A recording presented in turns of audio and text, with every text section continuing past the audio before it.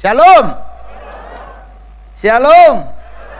Terima kasih buat Pak Gembala. Saya belum sempurna Pak, masih agak meleng-meleng dikit Pak. Ya namanya dunia artis, dunia yang penuh dengan gejolak dan teka-teki. Jadi kalau Anda mau jadi seorang artis, kalau imanmu kurang kuat, pasti kayak layangan putus. Oh itu layangan putus, itu ya, Netflix ya. Jadi kalau bicara hidup teman-teman, ya saya memang orang yang sangat tidak beruntung dulu ya teman-teman. Saya lahir dari keluarga yang kalau mau dibilang jauh dari Tuhan, enggak juga. Oma saya juga beragama Kristen dari dulu, bergereja juga rutin. Tetapi ya itu tadi teman-teman, gerejanya ya hanya sebatas sebagai sebuah rutinitas. Kalau Paskah semua anggota keluarga harus pakai baju hitam-hitam ke gereja gitu ya. Dan diwajibkan nonton film Tuhan Yesus tiap malam pakai layar tancap. Karena saya hidup di kampung yang jauh dari kemewahan. Saya tidak di Manado kota tapi di Sangir. Di Sangirnya juga bukan di ibu kota kabupaten, jauh banget ke atas. Jadi kalau bilang hidup itu akan sukses, belum waktu itu. Saya lahir dari orang tua yang saya tidak kenal. Papa saya juga kabur, mak saya mati, meninggal ya. Sorry. Dia stand up komedian kadang-kadang suka keceplos Pak. Jadi kalau dibilang Mongol gak pernah jorok, kayaknya ada nih. Karena stand up komedian kadang-kadang kalau udah bercanda ngelawak kadang-kadang over. Tetapi itulah prosesnya Mongol teman-teman. Jadi datang ke Jakarta saya masih ingat banget, niatnya adalah memang benar sekolah pendeta. Ada sepasang suami istri yang menyatakan siap mensponsori Mongol sekolah pendeta di Medan. Ini ingat ya, sekolahnya bukan di Jakarta, sekolahnya di Medan. Jadi Pak Pendeta George, Pak Brur Mutu, kalau mungkin Anda masih ingat-ingat tahun 2000-an ada pengkhotbah dari Malaysia yang suka khotbah di GBI Tiberias, waktu itu Tiberias masih GBI, ada namanya Pak Brur Mutu. Beliau meminta kepada keluarga tersebut untuk membawa Mongol untuk sekolah pendeta di Medan. Jadi transit Jakarta, saya masih ingat banget naik kapal Lambelu ya, di dek 2 ekonomi. Jadi kalau kapal terkebalik, nah kita yang paling pertama meninggal karena nggak bisa kabur ya kan. Jadi realisasi sekolah pendeta kita waktu itu Mongol masih tetap berpikir positif bahwa akan sekolah. Kenapa Mongol selalu berpikir positif sekolah? Karena saya tahu mereka siapa. Mereka punya uang banyak, mereka juga lumayan famous di daerah, terkenal banget di daerah. Jadi everything Mongol masih tetap positive thinking bahwa Mongol mau sekolah. Tahu-tahu 3 bulan nggak ada kabar.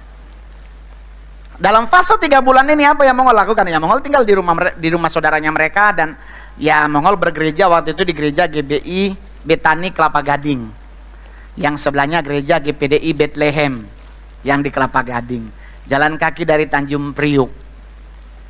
Bayangkan dari Tanjung Priuk Warakas ke Kelapa Gading jalan kaki. Orang tanya kenapa nggak pernah ngeluh? Nabi Musa aja 40 tahun, lagi itu cuma sejam. Dan disitulah namanya hidup ya. Orang kalau ada mobil gitu, ada angkot atau Kopaja, ya Blok M, enggak bang, ke Cawang.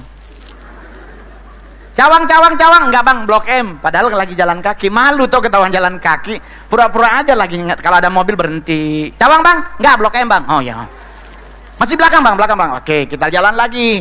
Ada lagi, Blok M, enggak bang, Cawang. Nah, itu bohong putih ya. Ya bohong dalam kebaikan. Jadi saya boleh jujur, fase itu saya lewati dengan indah. Orang tanya kenapa nggak naik angkot? Duitnya mana? Saya dari Manado, jujur aja pamit kepada keluarga nggak ada yang ngasih duit. Pamit kepada gereja, saya dikasih apa? Doa. Itulah saya pernah ngomong di Densu kan, di podcast Densu. Saya butuh duit 300.000 buat bayar kos, datang ke gereja, gembalanya ngajak mari kita berdoa. Jadi, amin. Gembalanya bilang pokoknya tetap Pak Mongol harus ingat mujizat itu nyata. 3 kalimat utama yang disampaikan, dan kalimat terakhir jangan lupa kita akan bertemu lagi hari Minggu ya Pak Mongol ya. Tuhan Yesus memberkati. Pulang ke kosan ibunya manggil, mana hepengnya Mongol, mari kita berdoa opung. Ya jujur aja. Pendetanya masih ada sampai sekarang. Pendetanya waktu itu doain Mongol pakai cincin 4 karat, nggak potong, bijian coy. Tapi 300.000, mari kita berdoa.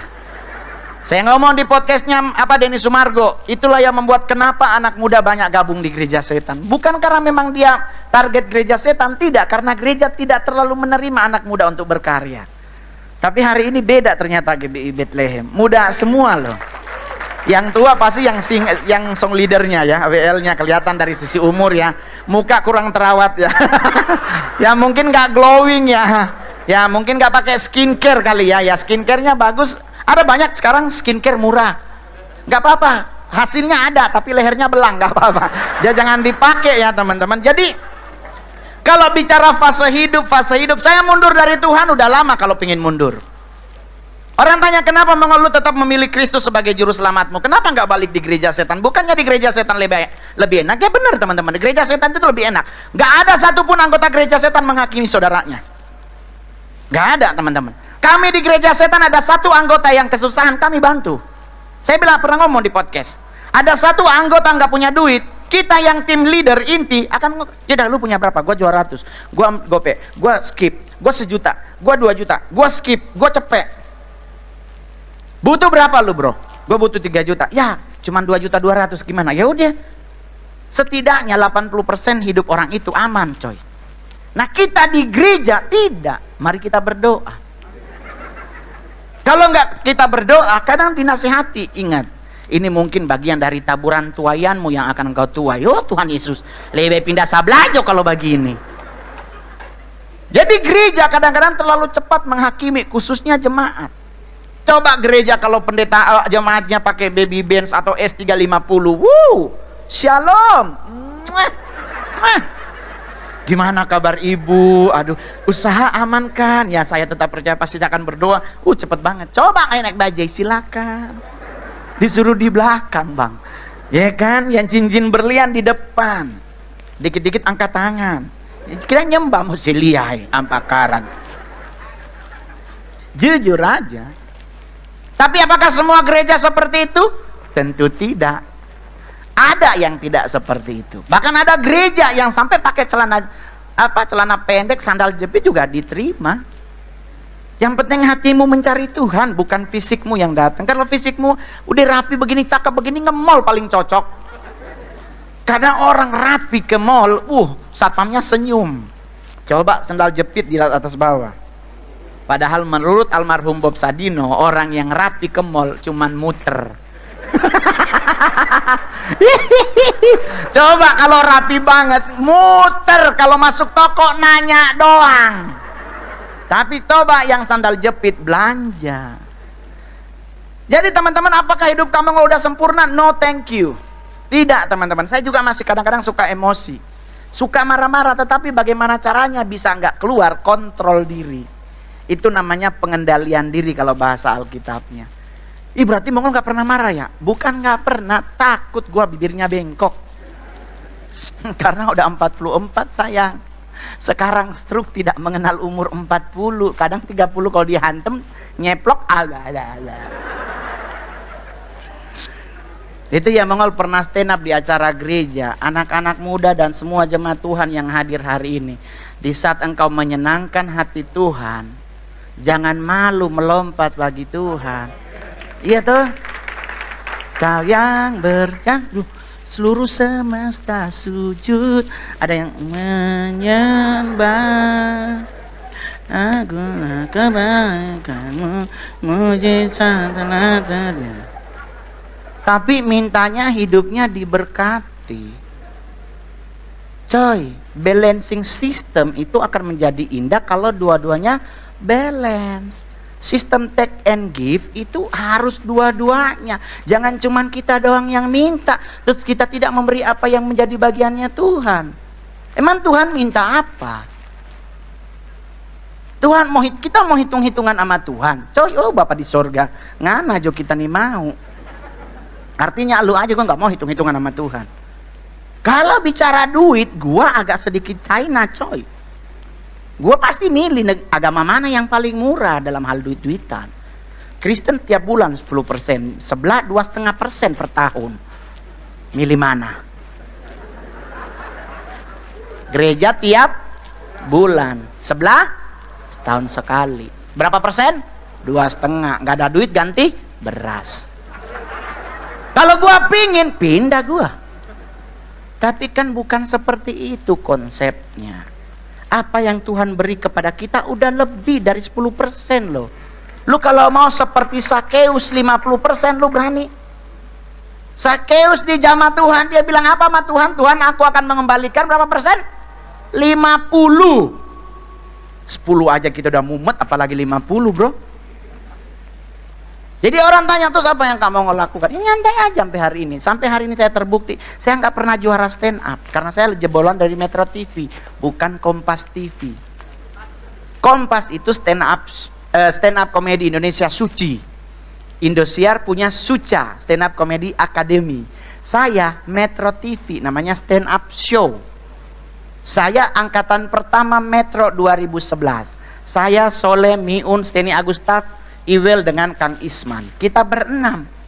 Apakah gue memang dicita-citakan punya cita-cita jadi stand up? No, tidak pernah bercita-cita jadi stand up.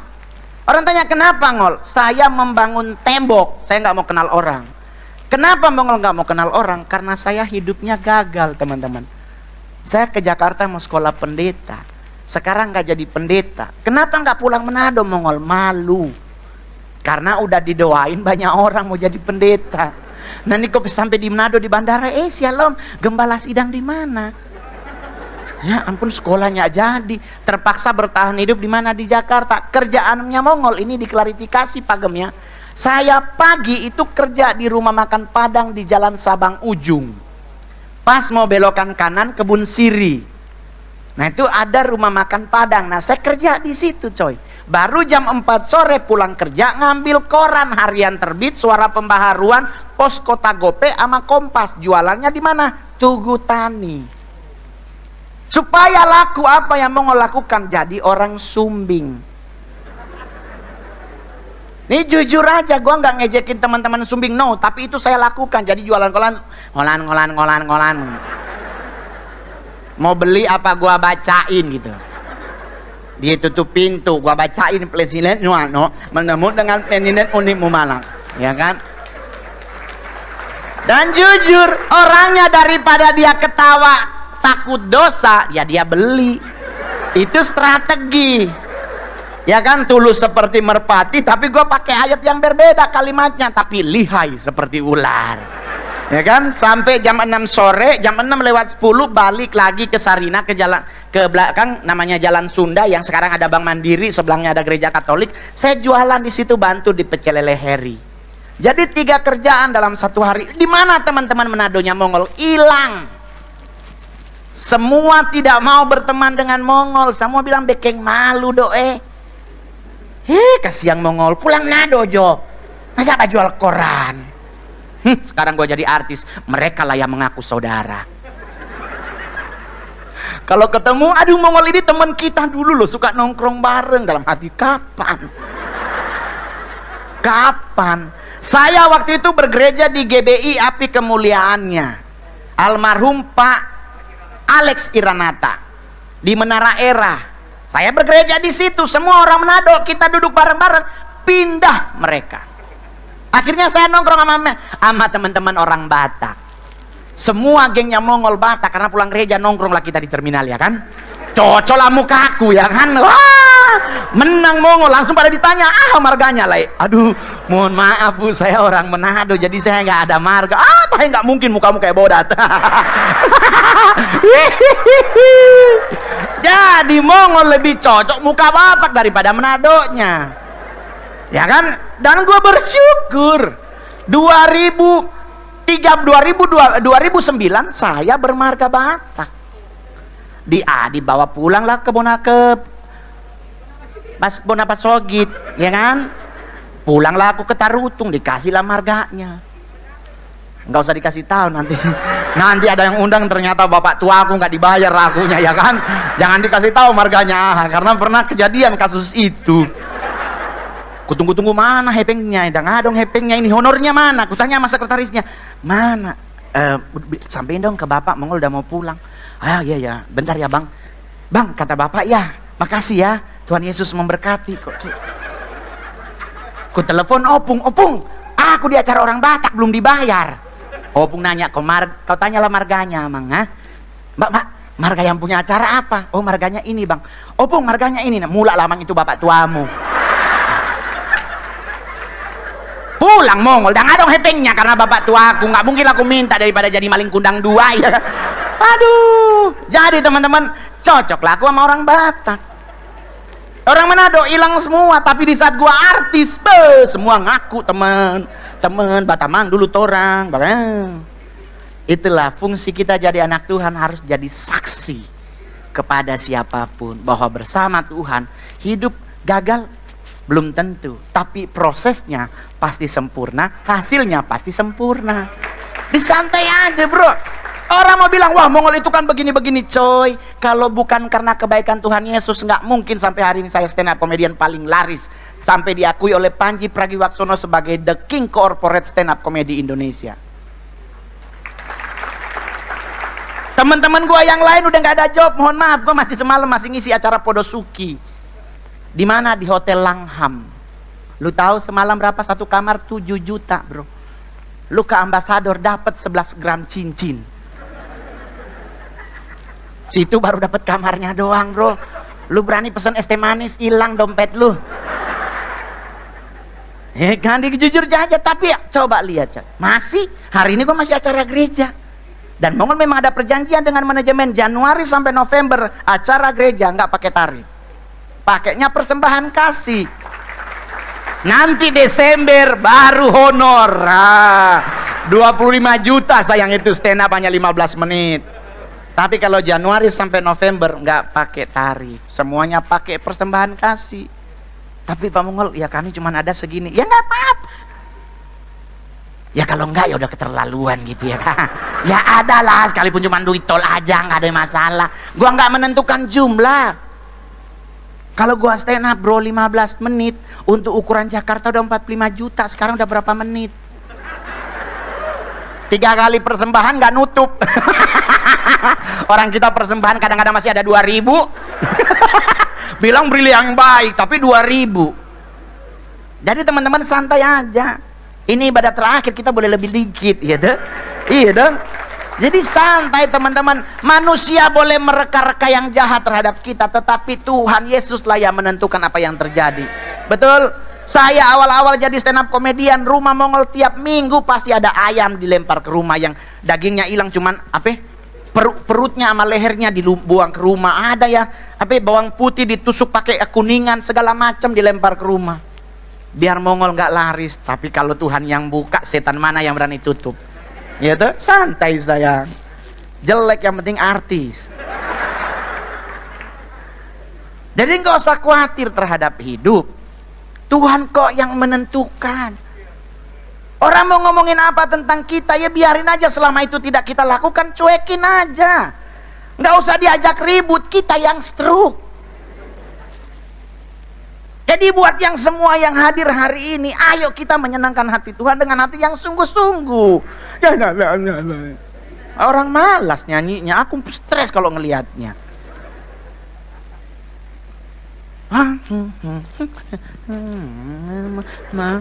Orang Manado bilang sama dengan ayam tatelang goro, kayak ayam ketelan karet. Ayolah, di saat engkau sedang sehat, beri yang terbaik buat Tuhan. Karena kalau engkau memberi yang terbaik buat Tuhan, penyakitnya akan pernah bercokol dalam dirimu.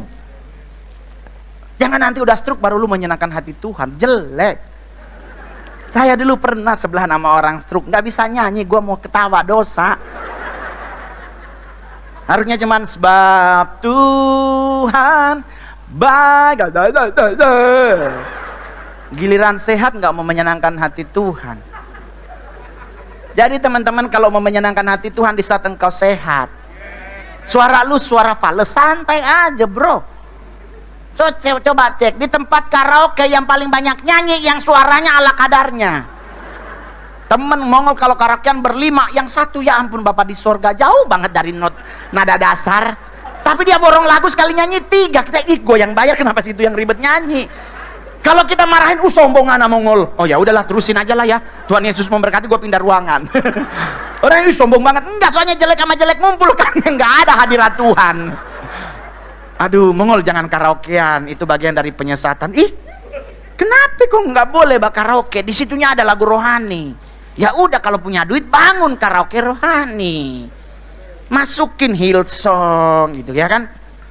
Opa Awondatu lagunya, masukin lah, bikin modal bikin karaoke katanya kan cuma 300 juta. Kemongol kenapa lu nggak bikin? Mau ngapain, orang suara gua ala kadarnya. Jadi teman-teman, sampai hari ini saya masih bertahan sebagai anak Tuhan. Bertahan teman-teman. Orang tanya, apa solusinya Mongol bertahan? Ya berpegang teguh sama Tuhan. Itu doang. Baru yang kedua, ingat, selama masih ada orang tua, denger-dengeran. Saya nggak punya mama teman-teman. Gua anak yatim piatu dari kecil. Saking nggak dianggap gua bagian dari keluarga, gua nggak dapat marga. Surat baptisnya Mongol ada di IG-nya Mongol. Nama cuman Roni. Nggak ada nama lebih, cuman RONY. Orang lain kan ada, kalau Manado kan ada Fam, Lumentut apa mungkin Paruntu. Gua nggak ada RONY. Berarti gua nggak dianggap dalam keluarga. Tetapi apakah aku harus tidak sukses dalam hidup? Tidak teman-teman. Gua harus sukses. Dan itu membuat mereka yang dulunya nganggap gua nggak akan sukses, mereka kaget. Kenapa dia bisa boleh jadi artis? Kenapa orang jelek bisa jadi artis? Tuhan Yesus yang buat Mongol jadi artis. Amin.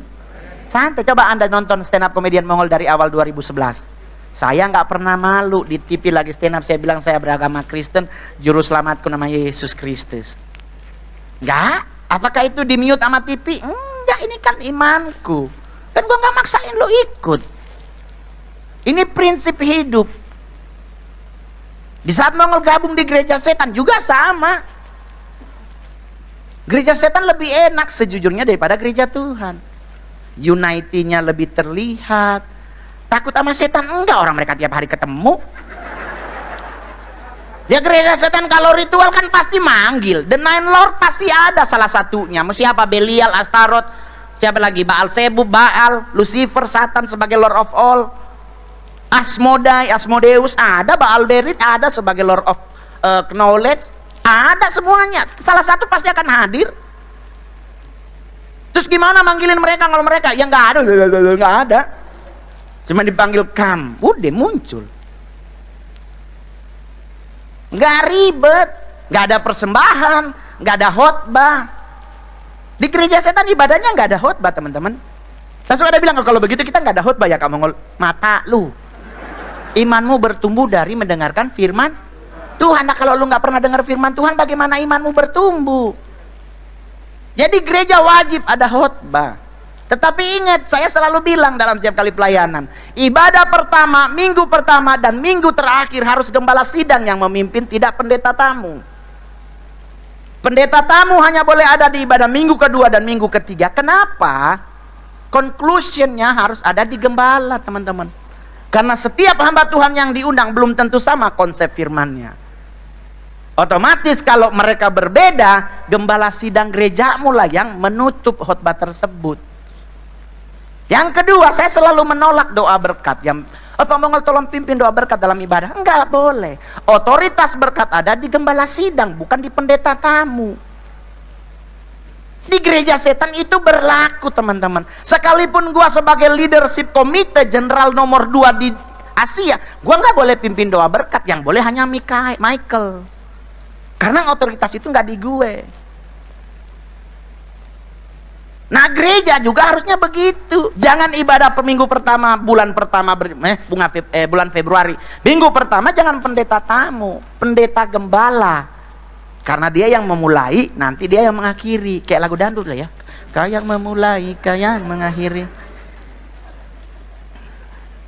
Yang kedua, di gereja setan apa yang paling pertama ditekankan? Dalam setiap kali ritual, pujian penyembahan gak boleh ada yang main-main. Itu di satanik teman-teman. Kenapa? Karena satanik tahu dalam pujian penyembahan itu have a power. Nah kita di gereja Tuhan juga kalau boleh jangan main-main. Sudah aja mau balas WA segala macam.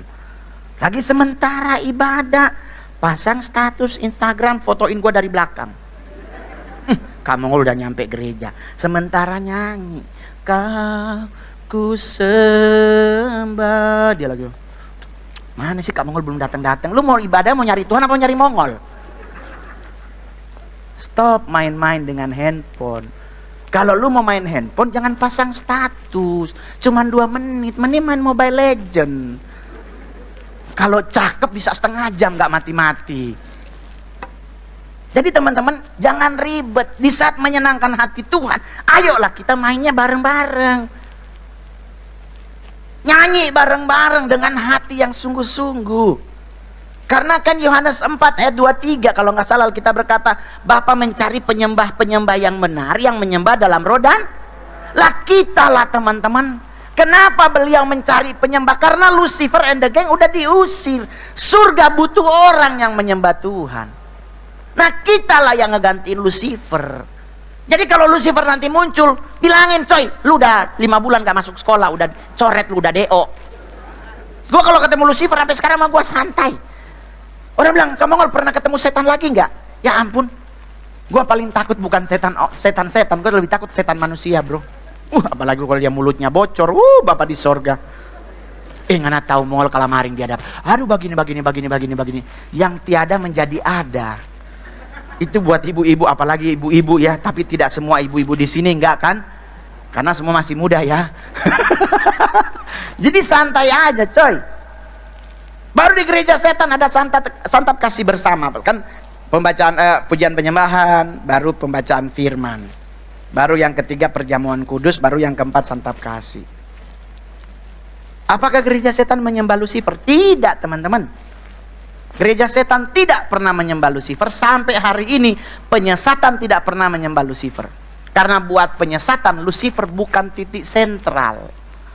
Lucifer dalam dunia satanik hanya sebagai Lord of Lust. Posisinya dia ada di timur. Leviathan adanya di selatan, Asmodeus adanya di utara, Belial adanya di barat. Titik tengah itu adanya namanya Satan. Jadi dalam dunia penyesatan, Satanlah yang menjadi tertinggi. Oh, jadi gereja setan Lucifer dengan setan berbeda-beda teman-teman. Tetapi apakah gereja Tuhan juga harus memiliki konsep yang sama bahwa mereka berdua berbeda? Boleh. Tetapi nggak usah ribet. Yang penting satu hal yang kita harus pegang, mereka adalah musuh Allah. Selesai. Ngapain lu mau belajar tentang setan? Tapi kan kamu Mongol suka syuting YTT. Kan ada ritual. Nah lu pernah lihat gua ritual nggak? Nggak pernah. Gua nggak mau ikut. Mau ngapain? Gua hidup sama lilin. Orang gua di rumah udah ada listrik. Ikan ngapain sama lilin? Udah tinggal celak udah nyala. Yang penting lu bayar listrik.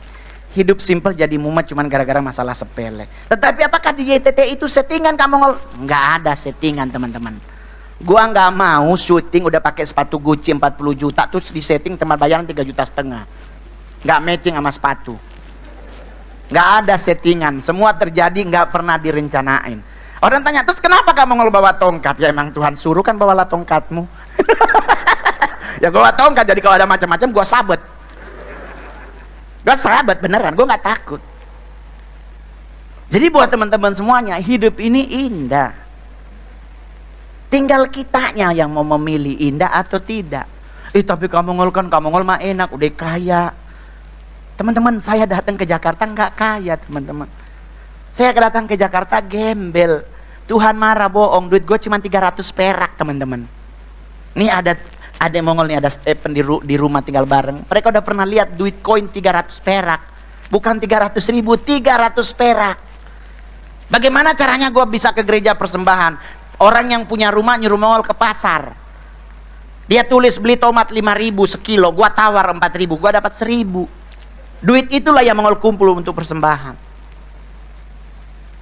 Tapi kan sekarang Kak Mongol kaya. Iya, tuh jangan lihat di kayanya Mongol, lihat bagaimana penyertaan Tuhan dalam hidup Mongol. Dan hal yang sama akan Anda alami jika engkau tidak meninggalkan Tuhanmu.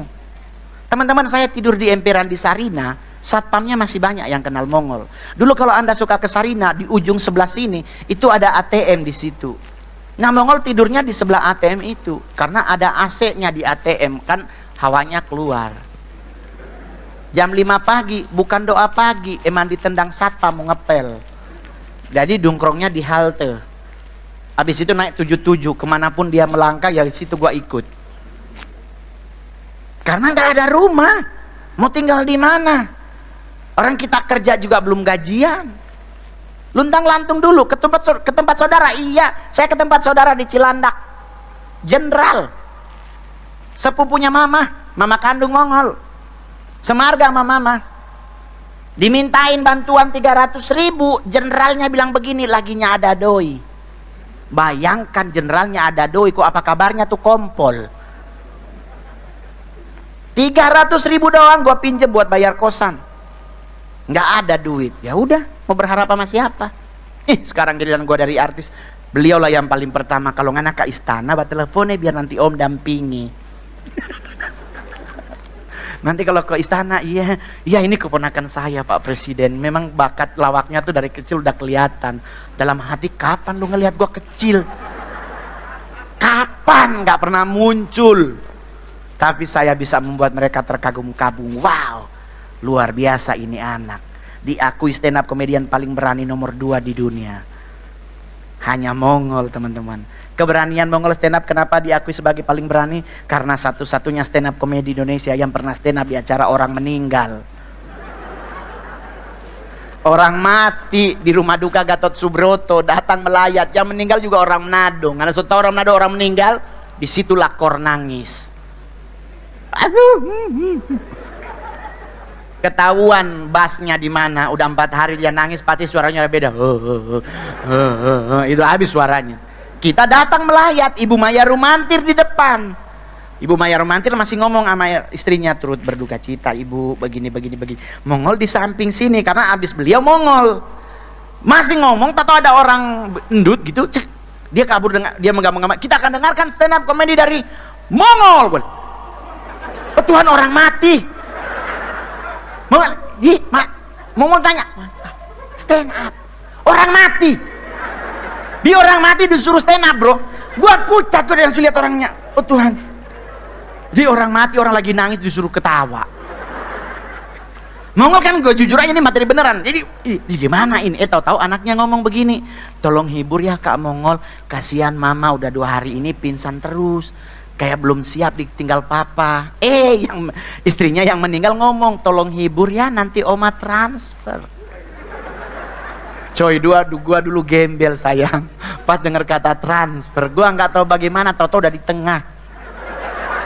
Stand up gua, serius. Ada videonya karena kejadiannya di rumah duka Gatot Subroto yang sekarang jadi rumah duka Sentosa. Selesai stand up, Mongol bilang datang ke keluarganya, mohon maaf ya kalau kurang lucu. Istrinya ngomong begini, aduh lucu banget kamu Mongol, bikin oma dari tadi nggak berhenti ketawa loh. Mudah-mudahan apa yang oma kasih cukup ya. Maksudnya udah oma transfer, ini buktinya. Dikasih lihat, 40 juta. Gua langsung ngomong, jangankan di sini, kubur juga gua ikut. Kagak bohong, Mongol ikut ke kuburannya di Karawang, namanya San Diego ya. Mongol ikut, bahkan saking 40 juta gua duduk di ambulans. Tuhan marah bohong, gua duduk di ambulans. Pas masuk San Diego kan ada port, ada itunya. Mereka langsung pada hati-hatian. Oh ternyata papanya Bang Mongol yang meninggal. Jadi semua orang yang di San Diego pas mobil kita berhenti, datang karyawannya, Bang turut berduka cita atas meninggal ayahnya ya. Dia bilang bukan bapak gue. Tapi Bang di mana-mana, Bang anaknya yang di ambulans. Lah ini karena Abang di ambulans. Gue bilang enggak, 40 juta yang bikin gua duduk di sini. Jadi teman-teman, hidup itu kita buat indah, jangan dibuat mumet. Jangan dibuat stres. Setan boleh sebesar apapun, tetapi Yesus Kristus yang kita sembah lebih besar daripada dia. Hidup berat, pasti berat, tapi Tuhan menjanjikan apa? Dia memberi penolong buat kita yang namanya Roh Kudus. Jadi jalani hidup aja bro. Tapi kan kamu, kalau gua jomblo, udah 4 tahun gua gak punya pacar. Coy, buat teman-teman laki yang hari ini yang belum punya pasangan hidup, apa yang harus Anda lakukan? Tidur. Loh kenapa kamu mau tidur? Lah Hawa diciptakan oleh Tuhan di saat Adam sedang tidur. Jadi tidurlah engkau. Kenapa bisa begitu ya? Mazmur 127 ayat 2, sia-sialah engkau bangun pagi-pagi sampai jauh-jauh malam, karena aku yang memberkati orang yang aku cintai di saat ia sedang tidur. Ribet amat nih hidup. Jadi nggak usah mumet bro. Saya nggak pernah kepikiran bisa makan siang di Istana Negara. Muka seperti gua ngelewatin istana aja gua udah takut. Lah kan pas pampres AK-47 dari Kokang tuh, cek cek cek. Lalu lewat bro, bawa kresek hitam. Ya Tuhan Yesus. Lah ini kita ditelepon makan di istana. Gua sampai nggak percaya, gua marah-marahin yang telepon. Kenapa gua marah-marah? Karena sebelumnya gua baru telepon katanya gua dapat menang Lazada 125 juta. Lah ini sekarang orang telepon makan di istana, gua omelin orangnya. Terus orangnya bilang, coba Pak Mongol hubungi aja teman-temannya, ini benar atau tidak. Mongol hubungi teman-teman, bener. Makan siang di Istana Negara. Ya ampun Bapak di sorga, gue langsung buka lemari batik paling mahal yang gue miliki. Gue bawa ke Laundry Express.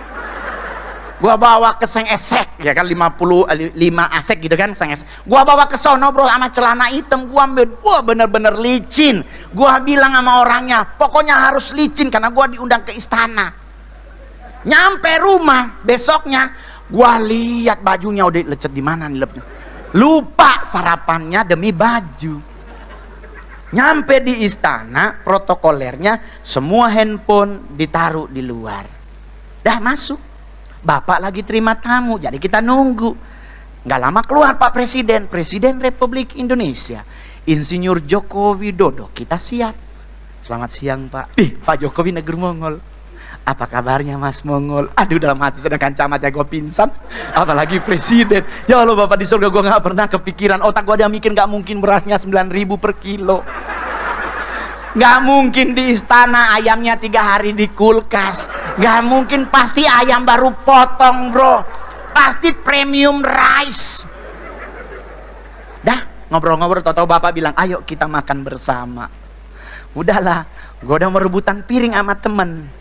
Biasa ya Manado ya, kelakuan pesta cepat baku rampas tuh rebutan.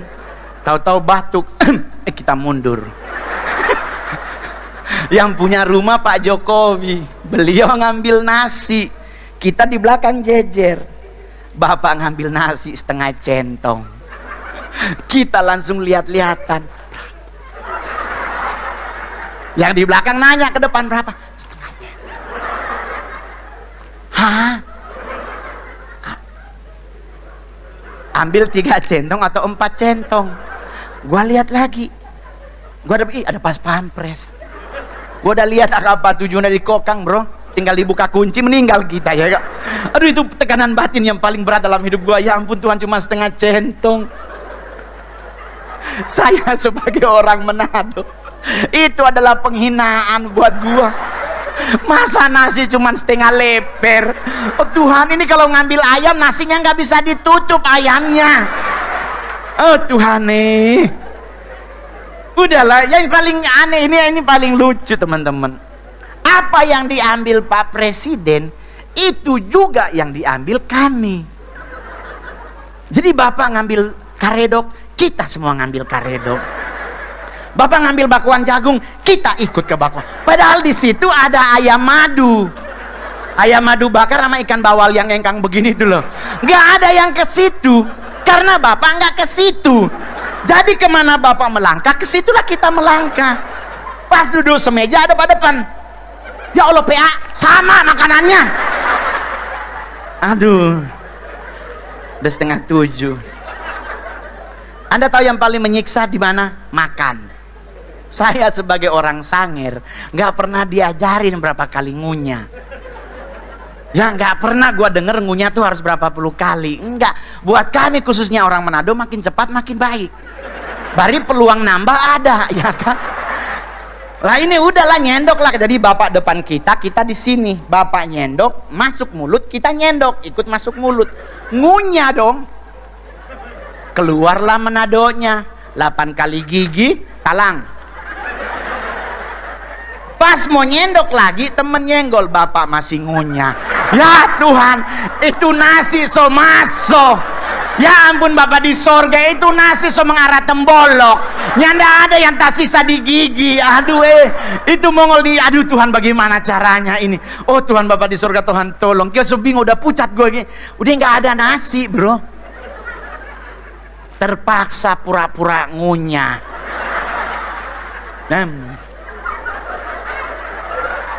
Ditanya lagi enak ngol, enak Pak. Ya ampun Tuhan, dari situ Mongol bilang kalau gua diundang lagi ogah. Menderita lo makan di istana, mending makan di Mama Ibu Gembala.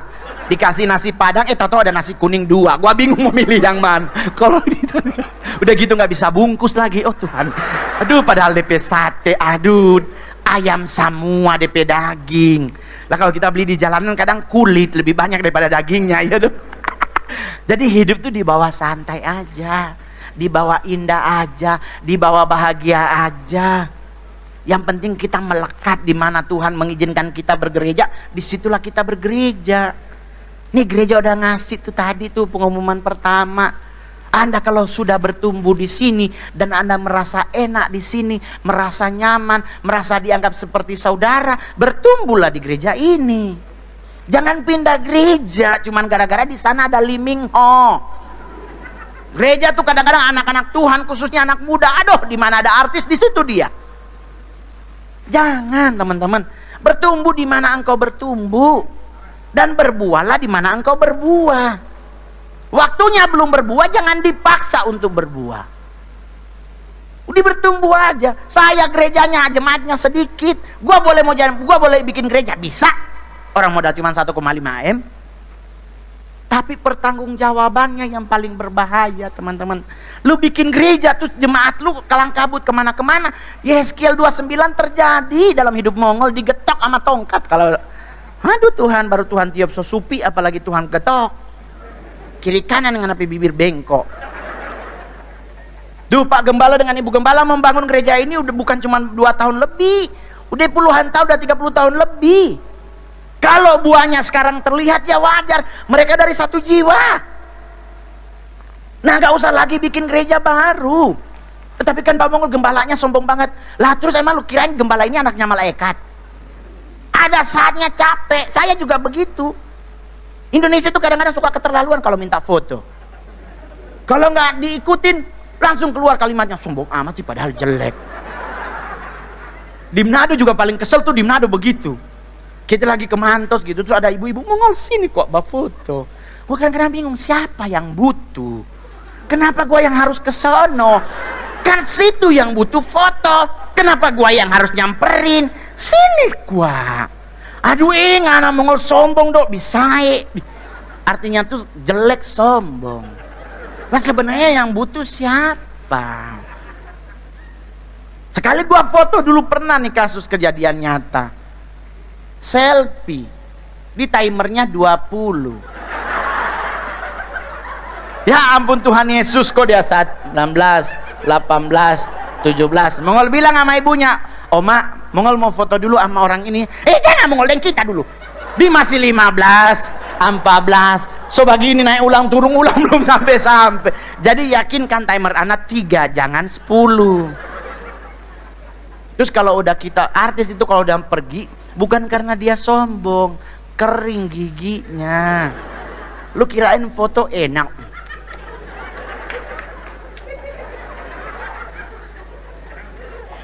Ya, jadi santai aja. Mau jadi penyembah yang, gue jujur aja coy, baca firman indah, membangun pondasi iman. Tapi kalau nyembah menyenangkan hati Tuhan, feedbacknya 2. Di saat kita menyenangkan hati Tuhan, Tuhan disenangkan. Ya tuh. Dulu Lucifer kerjaannya menyenangkan hati Tuhan, bro. Dia ditakta Tuhan. Dia diusir bukan karena kesombongannya. Dia diusir karena arogansinya. Dia arogan karakternya. Kenapa dia arogan? Karena dia orang yang paling dekat dengan Tuhan. Jadi malaikat lain harus tunduk kepada dirinya. Kalau Satan, kenapa dia memberontak? Karena dia sakit hati. Dia iri hati karena Tuhan lebih sayang sama Adam dan Hawa sampai dikasih tempat yang indah.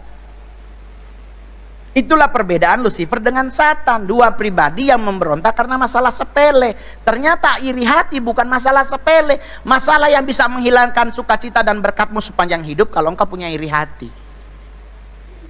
Dan yang kedua, orang sombong itu kenapa cepat mati? Karena jalannya petenteng-petenteng. Orang yang rendah hati lama mati. Kenapa? Karena orang sombong jalan ke apa lu? Apa yang lihat-lihat? Oh, malaikat maut tunjukin muka, hak, game. Tapi kalau orang rendah hati selalu jalan lihat tanah. Ya, ya Bu, ya. Ini malaikat maut lagi nunggu depan, kan lihat kakeknya, ayo Tuhan balik ah. Nah, umur panjang gak jadi mati. Malaikatnya yang bingung kenapa dia gak kesini ya. Tuh, jadi harus rendah hati. Baru yang kedua, kenapa? Lu harus budek. Karena orang budek lama mati. Oma Mongol sampai 100 karena dia pongo. Dia budek. Kenapa orang budek lama mati? Dipanggil sebelah aja dia nggak dengar, apalagi sama yang di atas. Gitu. Jadi santai aja. Omanya Mongol namanya Yohana. Mungkin umur 70 udah dipanggil Yohana, Yohana. Bu Yohana. Bu, dia nggak dengar. Malaikat lapor, bos budek. Oh, umur panjang ini oma. Di Oma Mongol meninggal, gue boleh jujur tanya, Ngol, waktu stand up di orang mati apa yang lu bawain? Keadaan peti matinya. Karena di saat kita lagi melayat dulu, di ada Alkitab di peti mati. Sedangkan hidup aja kayaknya nggak baca, apalagi mati. Ditaruh Alkitab di peti mati, lu kira dia jam 2 subuh bangun pagi? Nggak mungkin, so mati. Udah gitu dipakai jas, dipakai apa? Sarung tangan. Mau sampai ngomong sama istrinya, ini opa meninggal apa pas kibraka? Itu omanya nggak berhenti ketawa. Yang paling lucu lagi apa? Sepatunya nggak dipakai, tapi dipakein kos kaki, sepatunya di samping. Kita nanya, oma kenapa sepatunya nggak pakai? Ya biar opa nggak jalan-jalan. So mati. Bagaimana opa mau jalan-jalan? Ada yang ditaruhin jarum pentul di dalam, biar katanya nggak keluar opanya. Itu so mati. Anda bayangkan hari ketiga dia meninggal, Tuhan datang ke alam maut dan Tuhan bilang ikutlah aku. Dia bingung, ya ampun mana tapi sepatu. Dia ika dia, ya Tuhan so hilang. Ya iya, orang Tuhan so jalan. Jadi mulai besok ada yang meninggal pakai sepatunya. Di Bapa di sorga, sudahlah ya. Kalian udah bahagia, udah seneng, gue yang mumet. Udah jam setengah 7, ibadah jam 5, harusnya pulang jam 7 ya. Ya, berarti setengah 7 persembahan, doa syafaat jangan lama. Saya suka mengkritisi doa berkat, doa makan, serius loh. Daerah Mongol nih orang Manado, aduh kalau doa makan sampai setengah jam belum amin. Aduh Tuhan, saya kalau ke Manado, mari kita akan mendengarkan doa makan, waktu dan tempat dipersiap. Aduh, gua langsung bilang, aduh lama pasti. Orang tanya, Mongol apa sih di doa makan yang paling lama kalimat awalnya? Tak putus-putusnya. Itu pasti lama sekali, percaya Pak Mongol. Supaya tak putus-putusnya kebaikanmu dalam hidup kami, sehingga nyata sampai hari ini kami ada, sebagaimana kami ada karena Engkau mengasihi kami. Lama sekali Bapa di sorga, oh Tuhan. Bayangkan dari sayur kangkung warna hijau sampai hitam belum amin, amin Tuhan. Jebakan doa makan kalimat apa? Terima kasih, belum amin saya. Itu baru kloter 2. Kami juga berdoa buat bangsa dan negara kami, dari tingkat pusat sampai ke pedesaan. Engkau berkati bangsa kami dalam ekonomi, sosial, budaya, pariwisata. Ini doa makan kah doa apa? Jebakan ketiga, oh haleluya, haleluya. Udah amin belum? Kami juga berdoa buat presiden kami, Bapak Insinyur Joko Widodo bersama Ibu, cucu, menantu, dan anak Engkau berkati. Apa yang mereka kerjakan Engkau buat berhasil Tuhan. Kami juga berdoa buat wakil presiden kami. Aduh Tuhan, kami berdoa buat ketua MPR, ketua DPR, ketua KPK, ketua BPK, ketua PPATK, para menteri. Duh Tuhan, Amin kamari ikang mas baputar. Tuhan Yesus, sudah Jo. Belum, lu enak di lo, belum enak di situ. Jadi teman-teman ingat baik-baik, ingat baik-baik. Salah satu kunci keberhasilan Mongol, kemanapun saya melangkah, apapun yang saya lakukan di rumah, orang rumah semuanya tahu. Saya jarang marah, karena saya takut stroke. Saya nggak mau ngomong, nggak mau. Saya selalu menghindari emosi. Apa yang punya Tuhan saya selalu kembalikan setiap saya dapat, tidak setiap bulan. Jadi teman-teman kalau ingin memberi buat Tuhan dalam bentuk perpuluhan, supaya indah, kasih setiap kali Anda dapat. Anda dapat hari ini berkat dari Tuhan 200.000, taruh langsung 20 ribunya.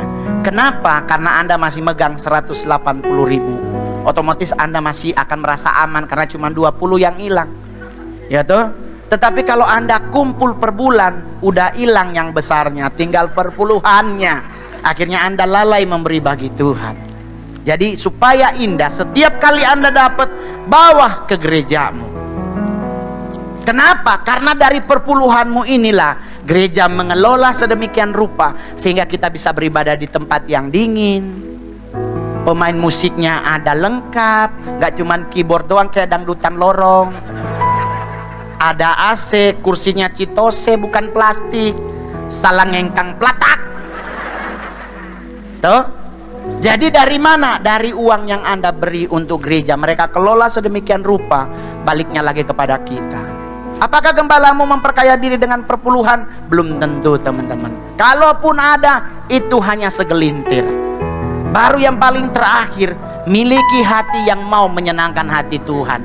Berat bebannya hidup, tapi kalau lu dengar lagu Thank You by Hillsong atau apa The Goodness of God, coy, gak akan pernah engkau sadari, tahu-tahu air matamu keluar. Sekeras apapun dirimu menjadi extrovert, introvert sekalipun, tapi di saat engkau punya hati yang remuk redam, Tuhan akan pulihkan dirimu menjadi pribadi yang luar biasa. Tapi kamu ngomong gua begini, coy, buat Tuhan tidak pakai tapi-tapian. Karena kalau Tuhan pakai tapi-tapian, kita napas sehari 3 kali. Jadi buat Tuhan kasih yang paling terbaik. Anda diajak gereja, bro, yuk main musik di gereja, jangan langsung mikir honornya. Untuk menjadi pohon yang berbuah lebat, butuh dari benih, teman-teman. Saya jadi stand up komedian terlaris sampai hari ini dari benih small. Tidak pernah bersungut-sungut dalam hidup. Saya selama hidup di jalanan gak pernah menyesali apapun. Saya justru mengampuni sponsor yang bawa saya ke Jakarta. Karena buat saya mengampuni itu indah. Saya dihina orang banyak banget, teman-teman. Tetapi apakah saya membalas? Tidak. Karyalah yang saya naikkan. Akhirnya mereka yang terbuka. Wow, orang yang kita ejek ternyata jadi sukses. Saya bisa menaik apapun. Saya bisa nolak pelayanan. Berapa bayarannya? Sarah menghubungi manajer Mongol. Manajer Mongol ngomong ke Mongol, acara gereja GBI, Bang. Oh ya udah, jangan ngomong harga. Ih, kenapa? Kan masih Desember, masih awal ituan Natal. Jangan, karena satu gereja, satu sinode, saya GBI juga. Mau dikasih berapapun saya terima. Jadi buat teman-teman yang hadir hari ini, milikilah hati yang mau menyenangkan hati Tuhan. Karena itu nggak pakai duit, teman-teman. Itu pakai suara hatimu dan keinginanmu. Jadi di saat engkau menyenangkan hati Tuhan, stop handphonenya, lepas, kantongin, jangan di kursi, takutnya ada copet di sebelah Anda. Ya toh?